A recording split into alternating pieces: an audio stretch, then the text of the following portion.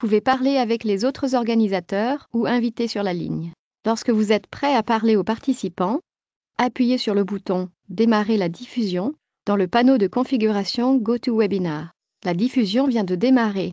Tous les participants sont en mode écoute seul. Bonjour à tous, Florian Beauvais, Société WatchGuard. Merci d'être présent et connecté à ce webinaire qui va traiter des bonnes pratiques, notamment quelles sont les bonnes pratiques à mettre en œuvre côté WatchGuard. Juste avant de débuter, est-ce que vous pouvez me confirmer, s'il vous plaît, que vous m'entendez correctement et que vous voyez mon écran que je viens de partager?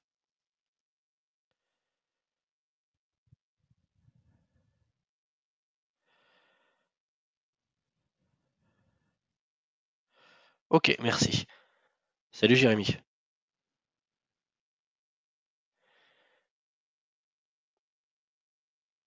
Ok, ça marche. Donc, webinaire technique. Donc, on va voir comment partir d'une configuration de zéro et voir comment on va pouvoir activer les différents services de sécurité côté WatchGuard. Donc, pour cela, j'ai ici un WatchGuard System Manager sur lequel je vais partir d'une configuration de zéro, donc telle que elle est chargée par défaut dans un boîtier lorsque vous recevez et que vous démarrez un boîtier, donc configuration de base. Okay. Donc pour ça, je vais aller dans Policy Manager, je vais créer ici une nouvelle configuration. Je vais partir sur une configuration, par exemple, d'un T35. Comme ça, je vais récupérer la licence au passage. Et je vais pouvoir charger la licence. Donc, on a dit, hop, T.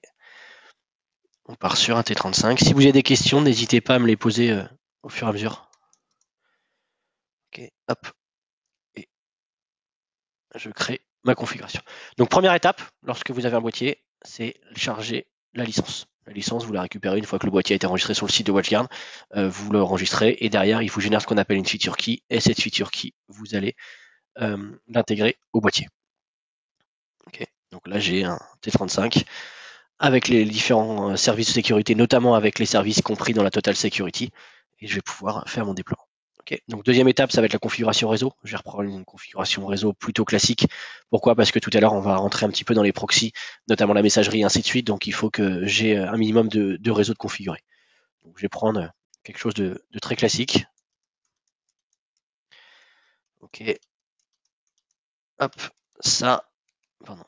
Et également, je vais configurer une partie DNS. Et je peux pouvoir attaquer la config. Ok, voilà. Donc là, vous avez les 5 règles par défaut. 5 règles par défaut, dont quelques-unes qu'il faut modifier. Ok, donc les deux premières règles, alors en l'occurrence qu'on va pas forcément toucher, c'est la WatchGuard Web UI et la règle WatchGuard. Ces deux règles-là vous permettent d'administrer le boîtier WatchGuard.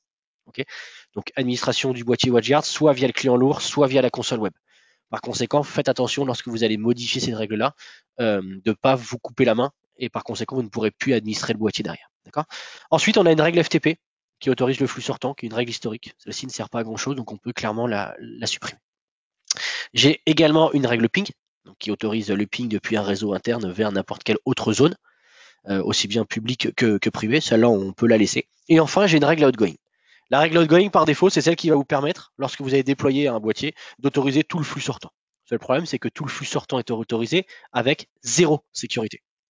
Donc il y a deux discours par rapport à ça. Il y a, ok, la règle outgoing, je la désactive, ou je la laisse, mais au-dessus, je vais mettre mes proxys. Le seul problème, c'est que si on laisse cette règle outgoing, par défaut, tous les flux qui ne seront pas explicitement autorisés au-dessus seront automatiquement autorisés dans la règle outgoing. Donc par conséquent, la notion de firewall, ça laissera tout sortir. Okay. Donc moi, je pars du principe de soit désactiver cette règle-là, soit supprimer la règle. Bon, en l'occurrence, je vais la supprimer. Du coup, je me retrouve ici avec une configuration qui m'autorise plus aucun flux sortant. Donc on va remettre en place les différentes politiques de sécurité qui vont répondre à un certain nombre de besoins. Premier besoin, si j'ai besoin de faire des requêtes DNS pour pouvoir résoudre des noms de domaine, je vais simplement ici rajouter une règle DNS, d'accord, si j'ai un DNS public, donc qui va autoriser depuis mon réseau interne vers Internet à requêter et autoriser mes requêtes DNS. Okay. Ensuite, pour accéder à Internet, j'ai besoin de l'HTTP et de l'HTTPS. Donc, on va créer une première règle qui va être un proxy HTTP. Pourquoi proxy HTTP? Parce que je ne veux pas simplement me contenter d'une règle qui fait une vérification source, destination, port, protocole. Non, je vais aller plus loin. Et je veux mettre en place mes différentes politiques de sécurité. D'accord? Donc je prends une règle HTTP que je vais appeler également LAN to WAN depuis un réseau interne vers un réseau externe. Et là, je vais pouvoir mettre en place un premier filtre de sécurité. Le premier filtre de sécurité que je vais pouvoir mettre en place ici, c'est ce qu'on appelle l'application control ou le contrôle applicatif. Par défaut, j'ai une règle globale qui autorise un certain nombre d'applications, mais moi, je vais repartir d'une configuration vierge sur le contrôle applicatif. Donc pour ça, je vais créer une nouvelle action okay, que je vais appeler application control webinaire. Et dans cette action-là, je vais pouvoir choisir les applications que je veux autoriser ou bloquer. Alors soit je sais exactement ce que je veux faire, soit j'ai possibilité de travailler par catégorie. Et ici, en travaillant par catégorie, j'ai la possibilité de dire, par exemple, que je vais bloquer tout ce qui va être peer-to-peer. Je vais bloquer également tout ce qui va être tunneling et proxy. D'accord? C'est tunneling et proxy, c'est être capable de détecter des outils qui serviraient à bypasser mon firewall. Okay. Je peux également bloquer tout ce qui va être jeu en ligne. D'accord? Et puis pour le reste, je le laisse comme ça, ou alors je peux aller un peu plus loin en bloquant par exemple tout ce qui va être streaming et ainsi de suite. Mais sur la partie sécu, peer-to-peer, tunneling et éventuellement les jeux en ligne. Donc mon action est créée, je valide, je la valide ici et je vois qu'elle va être appliquée. Okay. J'ai deuxième filtre de sécurité que je peux mettre en place, c'est la géoloc. C'est-à-dire qu'avec une action, je vais avoir la possibilité de limiter et d'autoriser que des flux en provenance ou à destination de certains pays. D'accord? Cette action-là va avoir de l'intérêt notamment pour la partie messagerie. Est-ce que j'autorise des mails à arriver sur mon firewall WatchGuard provenant de Chine, de Russie et ainsi de suite? Après, ça va être affiné en fonction des besoins clients et surtout des communications que les clients peuvent avoir. Il y a certains clients qui peuvent très bien avoir des mails ou des connexions entrantes provenant de la Chine ou de la Russie et d'autres pas. Donc après, ça va être affiné en fonction de l'environnement et des cas clients. D'accord? Alors, juste un petit exemple ici où je vais créer une nouvelle action de géoloc. Ok. Donc pareil, hop, je vais l'appeler webinaire, comme ça si vous avez besoin de la configuration après, je pourrais vous l'envoyer. Et par liste de pays, ça va être à moi de choisir ce que je veux bloquer. Okay. Donc je vais laisser éventuellement les pays d'Europe. Par contre, je vais aller bloquer, alors c'est totalement arbitraire, mais c'est juste un exemple, bloquer tous les pays d'Asie. D'accord? Et je valide ici. Okay. Donc là, tel que la configuration a été faite, tous les pays appartenant à l'Asie seront refusés, aussi bien en connexion vers ces pays ou en connexion provenant de ces pays. Okay. Ensuite, j'ai une action de proxy ici. L'action de proxy, c'est l'action rattachée à ma politique de sécurité, à ma règle firewall, qui va me permettre encore une fois d'augmenter mon niveau de sécurité. Ce que je vais faire, je vais aller l'éditer ici et je vais pouvoir mettre en place un certain nombre de paramètres. Premier paramètre que je vais mettre en place ici, c'est ce qu'on appelle le content type. Le content type, c'est qu'est-ce que je vais autoriser à afficher sur une page web. Donc là, en l'occurrence, en HTTP. Mais est-ce que je vais autoriser tout ce qui va être vidéo et ainsi de suite? Ou est-ce que je vais refuser? Ou je vais aller plus loin? Est-ce que je vais passer le contenu d'une page web au scan antiviral? D'accord? Donc là, après, c'est à vous de définir ce que vous voulez faire. Moi, je suis assez partant de passer le contenu au scan antiviral. Okay, donc ça, c'est le content type, ce qu'une page web va pouvoir afficher. J'ai également ici le body content type. Le body content type, c'est quelles actions je vais mettre en place sur les fichiers qui vont être téléchargés au travers de mon proxy HTTP. Tel que c'est présenté ici, tous les fichiers sont autorisés, excepté les Windows Exe. Les Windows Exe sont ici activés, et je vois que si le contenu match le Windows Exe, dans ce cas-là, je refuse. Pareil, de politique. Qu'est-ce que je vais pouvoir faire? Pardon. Je vais pouvoir autoriser ou refuser le Java, le Windows Exe et le CAB. Okay, le zip, je ne veux pas l'autoriser. Enfin, je ne veux pas le refuser, mais je veux l'autoriser et mettre un scan antiviral en place. D'accord? Comme ça. Donc ici, le Java, l'Exe et le CAB sont refusés. Okay, et le zip est autorisé, mais passera d'abord au scan antiviral. Et je veux également que tous les autres types de fichiers qui ne sont pas listés ici, donc l'action par défaut, ça soit également scan antiviral. Autrement dit, tous les fichiers qui vont être autorisés à être téléchargés passeront d'abord au travers d'un scan antiviral au niveau de mon boîtier avant d'être délivrés à l'utilisateur. Okay. Donc ça, je valide ici. Ensuite, je vais pouvoir mettre en place un filtrage d'URL avec le web blocker. Pour ça, pareil, je vais créer une nouvelle action que je vais appeler web blocker webinaire. Et là, donc pareil, soit je connais mes catégories que je veux bloquer, soit je peux faire une recherche ici par catégorie.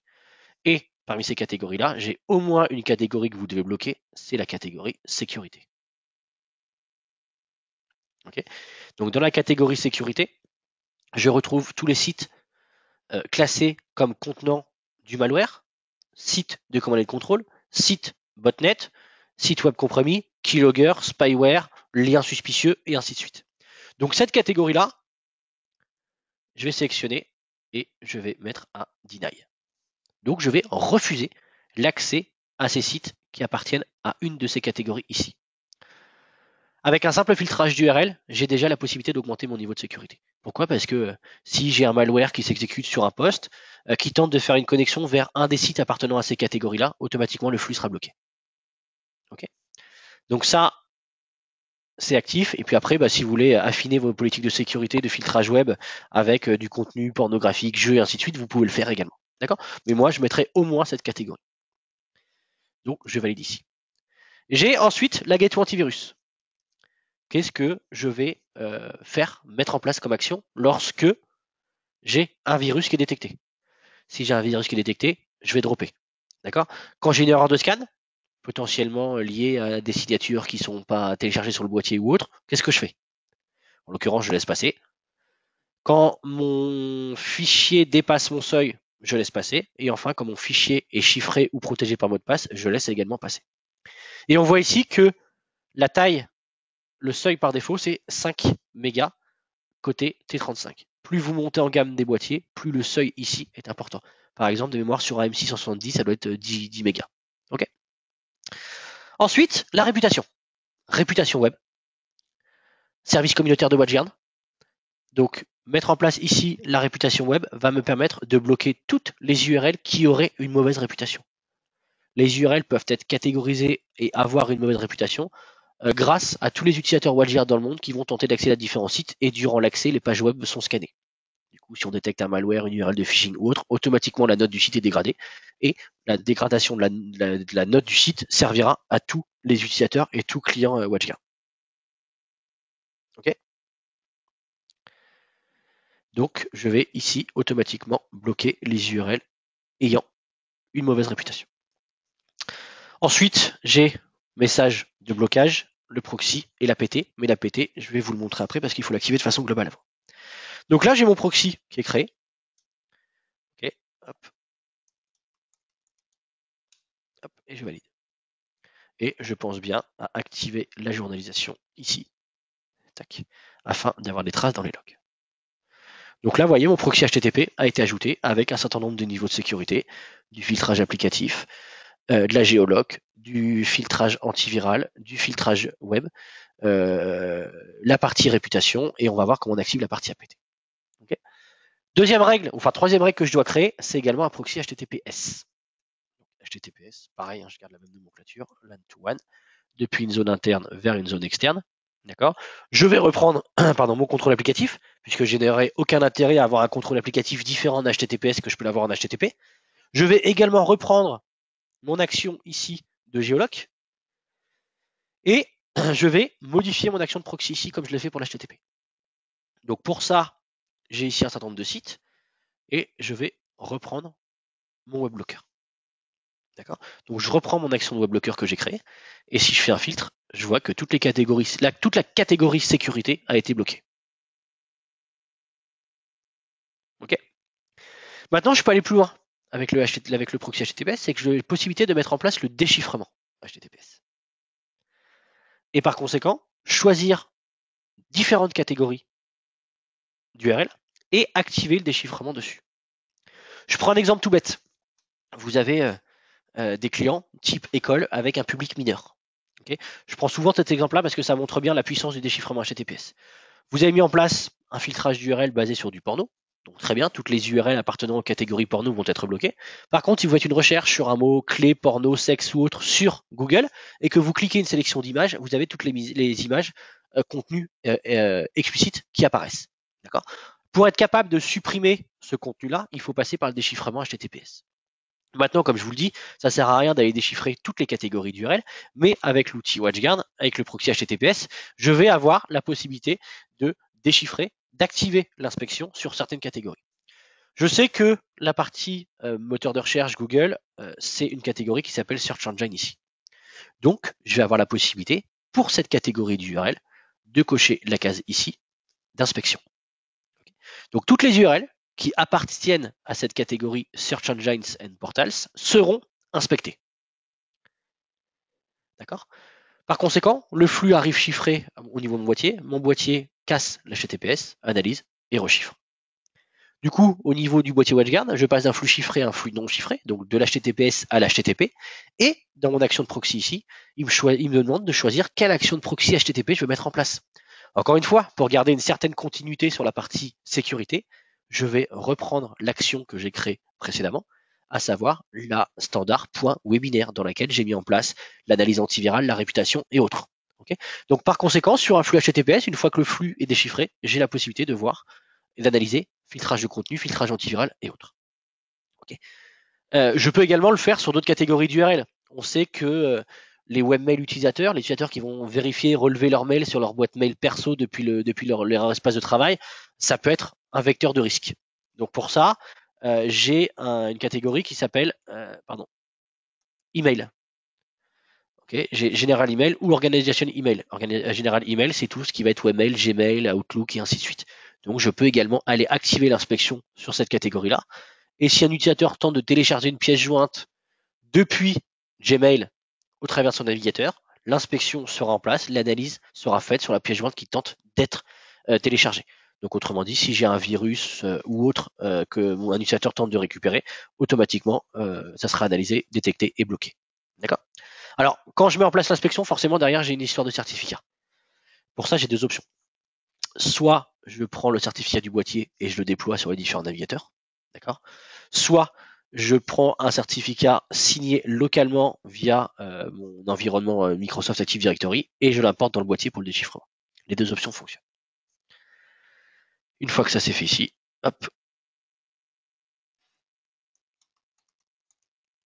je valide ici, ok, et je pense également à aller activer ma journalisation pour avoir des logs. D'accord ?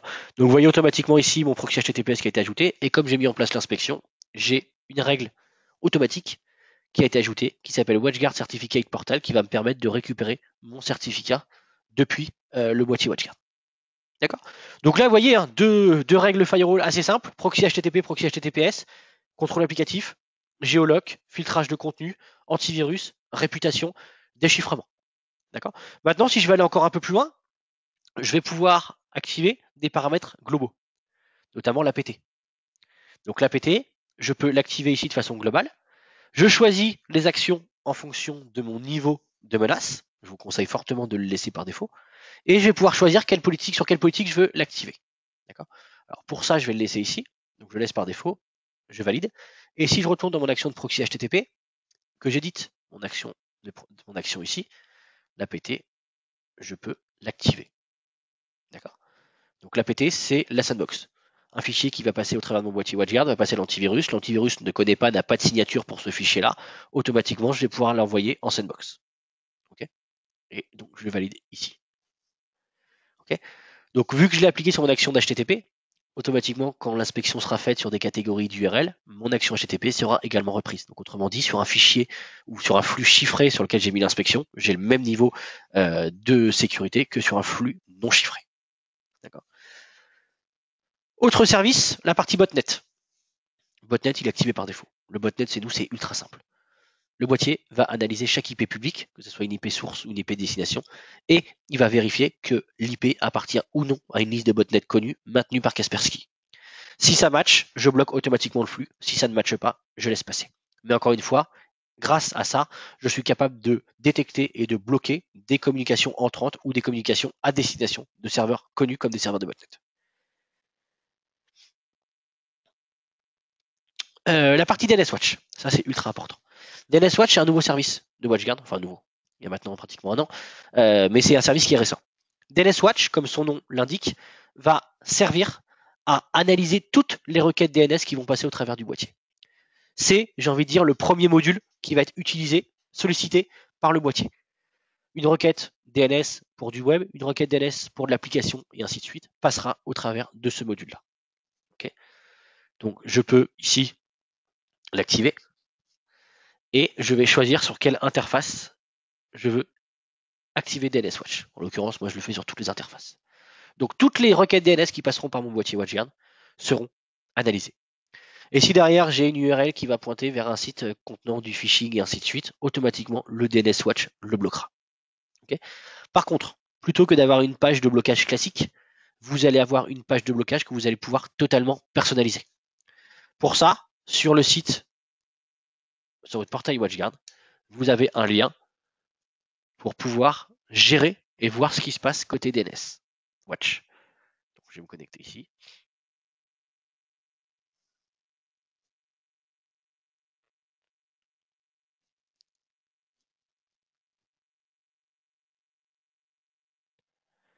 Et dans la partie My WatchGuard, j'ai un menu qui s'appelle Manage DNS Watch. Donc, Support Center.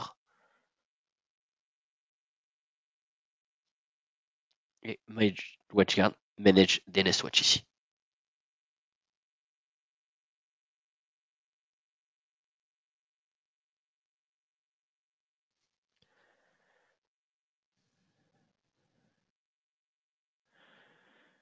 Ok, donc là je vois le DNS Watch. Donc je vois toutes les requêtes, les différents boîtiers et ainsi de suite qui font des requêtes. D'accord. Et derrière, ici, je vais pouvoir aller personnaliser mon portail.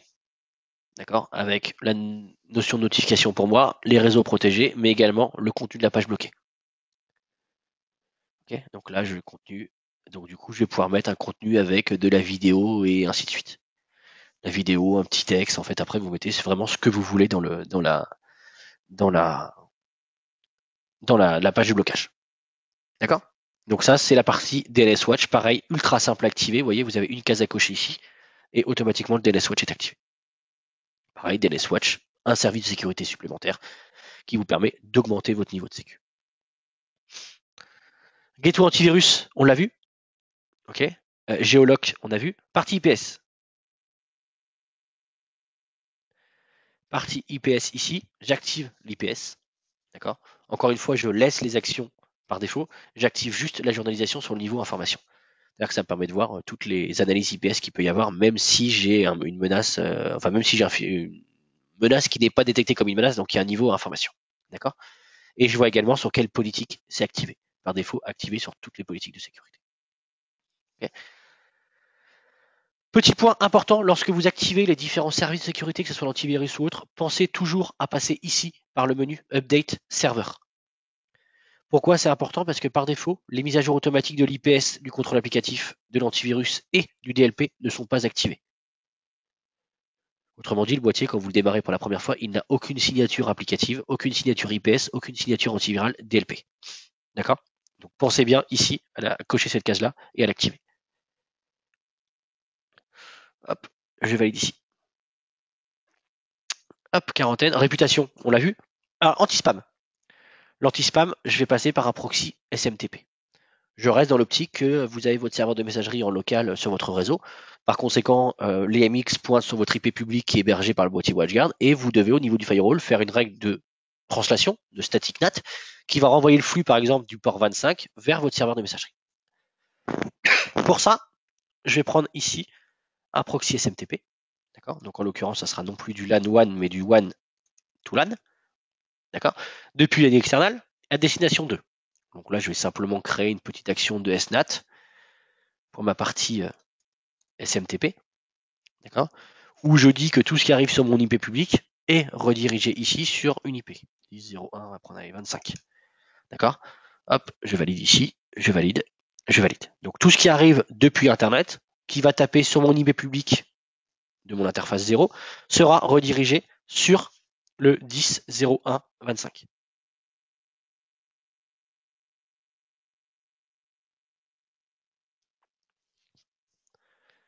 Okay. Pareil, je peux mettre en place un contrôle applicatif, je peux mettre en place la géoloc, et là, en l'occurrence, je peux avoir une géoloc qui va être totalement différente, comme je vous le dis tout à l'heure. Donc, je peux très bien créer une deuxième action, donc que je vais appeler geolocation webinaire SMTP. D'accord. Et là, par exemple, je peux très bien dire que je vais autoriser, donc bon, je vais toujours garder l'Europe, mais je vais bloquer le flux, encore une fois, provenant d'Asie, ok, mais potentiellement d'Amérique du Sud également. Okay, bon, c'est totalement arbitraire, mais c'est juste encore une fois un exemple. Et puis la partie Océanie, parce que j'ai pas de raison de recevoir de mails. Et puis l'Afrique, certains pays sont connus comme des sites, enfin comme des pays sources d'attaque ou d'anti-spam ou autre. Donc je vais pouvoir mettre en place et bloquer un certain nombre de contenus également ici. D'accord. Je valide ici et mon action est mise en place. Également une action de proxy, okay, donc dans laquelle, comme pour l'HTTP, je vais pouvoir aller mettre en place du filtrage de contenu. Quel type de contenu, encore une fois, ici, je vais autoriser à transiter dans mon mail. Okay, donc là, en l'occurrence, pareil, je fais un scan antiviral, je log. Et pareil pour les extensions. Tous les fichiers qui portent ces extensions ici, qu'est-ce que je fais? Donc par défaut, toutes les extensions qui sont listées ici sont refusées. Ok, je vous conseille de le laisser par défaut, hein, des points .exe, des points .js, des points .vb, vbs et ainsi de suite, ça n'a rien à faire dans un mail. Par contre, pour tous les fichiers qui portent des extensions non listées ici, je vais passer au scan antiviral. Ok. Get-to antivirus, même que pour l'HTTP, je dois activer ici et choisir les actions que je veux mettre en place. Et j'ai également une notion ici d'anti-spam. Donc sur l'anti-spam, je vais choisir ce que je veux faire. Donc là, en l'occurrence, si c'est un spam confirmé, je refuse. Si c'est du bulk, du mass mailing, du mailing de masse, je tag. Et enfin, si c'est suspect, je laisse passer. D'accord. Donc anti-spam classique du thème. Et j'ai également ici ma notion d'APT bloqueur que je veux activer. Point important sur l'APT bloqueur sur la partie SMTP. Vous avez une action en bas qui vous demande si vous voulez relâcher immédiatement le message quand un contenu, une pièce jointe, est soumise à l'APT pour analyse. Par défaut, cette case est cochée. Je vous recommande de la décocher. Le fait de la décocher va permettre au boîtier WatchGuard de retenir temporairement le mail le temps que la pièce jointe soit exécutée et analysée dans une sandbox. Autrement dit, dans 99,9% des cas, les mails qui transiteront, qui seront autorisés à transiter au travers du boîtier WatchGuard et les pièces jointes seront saines. Et uniquement les pièces jointes saines. Ok. Donc je vais également valider ici. Et j'active ma journalisation également. Ok.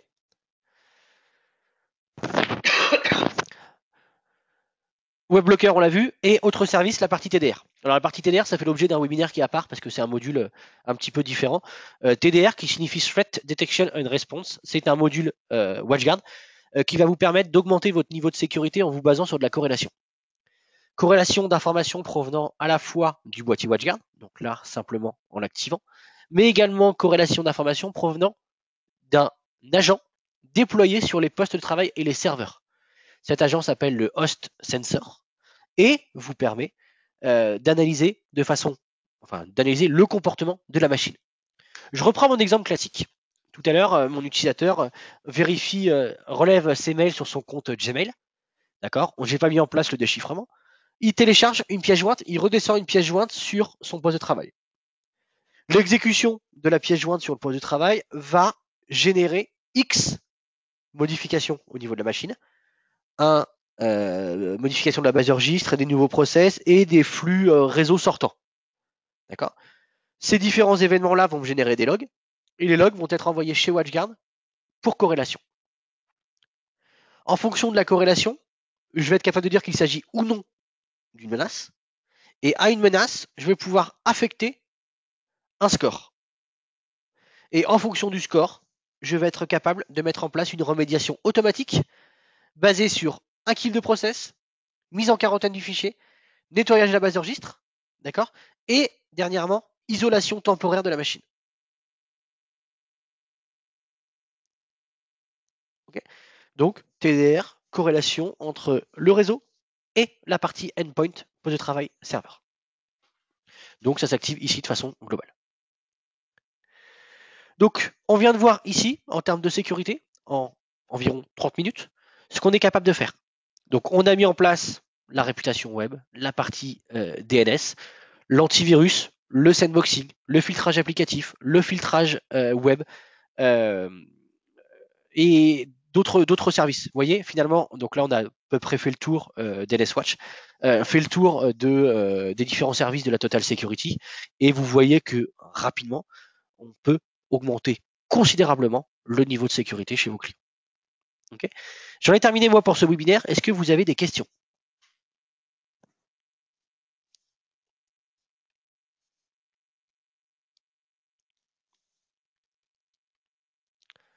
Jérémy, si tu as des choses à ajouter ou autre, n'hésite pas. Hein.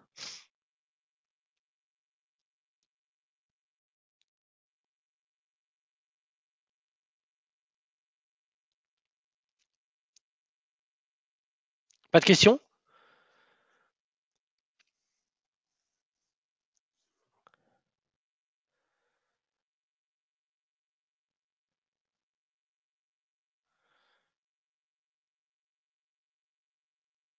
Est-ce qu'il serait possible de revoir en vidéo? Oui, bien sûr. La session est en cours d'enregistrement, donc je posterai la vidéo cet après-midi sur notre chaîne YouTube. Et à ce moment-là, je vous ferai un petit mail en vous disant que la vidéo est dispo à telle URL, et je vous enverrai également, si vous voulez, le fichier de configuration que l'on vient de faire ici.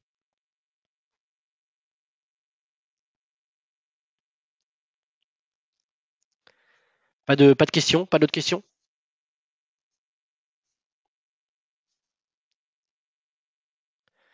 Est-ce que je peux montrer le SD-WAN?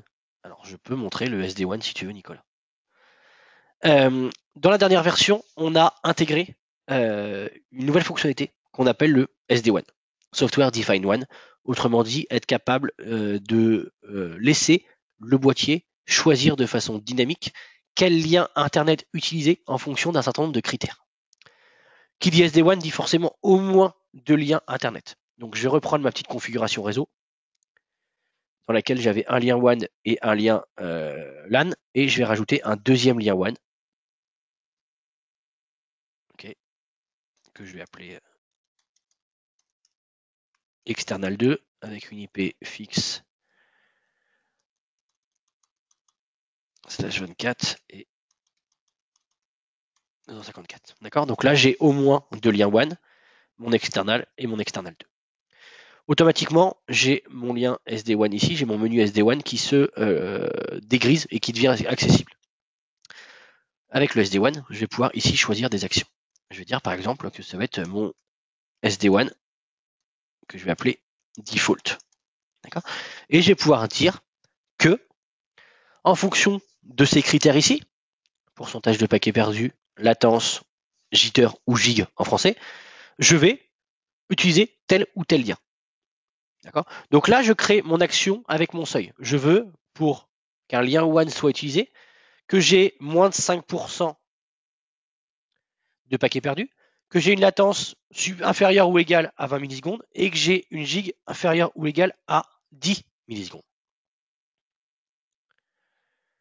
D'accord? Et je choisis mon lien WAN external 2 et mon lien WAN external. D'accord? Et je vais valider ici. Je vais également pouvoir choisir ici d'activer le monitoring des liens pour mesurer justement ces différentes perfs et choisir ce que je vais pinguer. Ok? Donc par défaut, il va pinguer ici la default gateway et ici, il va également pinguer la default gateway. Je peux le modifier. Si je veux par exemple faire un ping vers, je sais pas, le DNS de Google, je peux le faire. D'accord? Et du coup, le ping vers Google servira à faire la mesure du pourcentage de paquets perdus, de la latence et de la gig. Une fois que ça c'est fini, je valide. Okay. Et par exemple, sur mon flux HTTP, je vais pouvoir dire ici que je veux router mon trafic en fonction d'une action de type SD-WAN et je vais choisir l'action de SD-WAN. Donc là, j'ai mis un SD-WAN default avec les paramètres par défaut.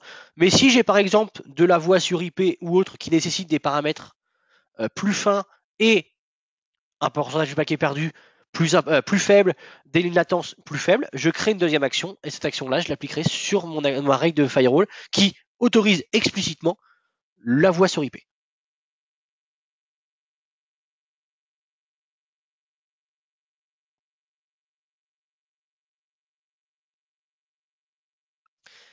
Alors, donc Nicolas, en espérant avoir répondu à ta question, d'autres questions. Hop. Ces différents services de sécurité consomment beaucoup de ressources sur le pare-feu. Alors, oui, ça consomme des ressources. Maintenant, chez WatchGuard, quand on fait un sizing de boîtier, quand on fait une recommandation de boîtier, c'est une recommandation boîtier par rapport à un nombre d'équipements ou de personnes sur le réseau, full service UTM activé. Donc tous les services dont on vient de parler ici sont des services UTM que nous forcément on recommande d'activer, et nos boîtiers sont dimensionnés en fonction d'eux. Donc là, j'ai pris l'exemple d'un T35. Le T35 est supporté par une vingtaine d'utilisateurs, tout service UTM activé. Donc les boîtiers sont dimensionnés pour.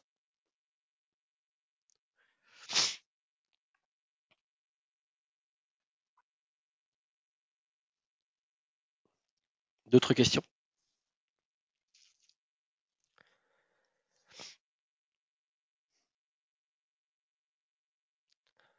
Ok, bah écoutez, s'il n'y a plus de questions, je vous remercie d'avoir assisté à ce webinaire. Il sera publié dans la journée sur la chaîne YouTube. Je vous enverrai un petit mail pour vous dire que c'est publié. Et si vous avez d'autres questions par la suite, n'hésitez pas à m'envoyer un petit mail, florian.beauvais@watchguard.com. Merci encore une fois d'avoir suivi ce webinaire et je vous souhaite une bonne fin de journée. Au revoir.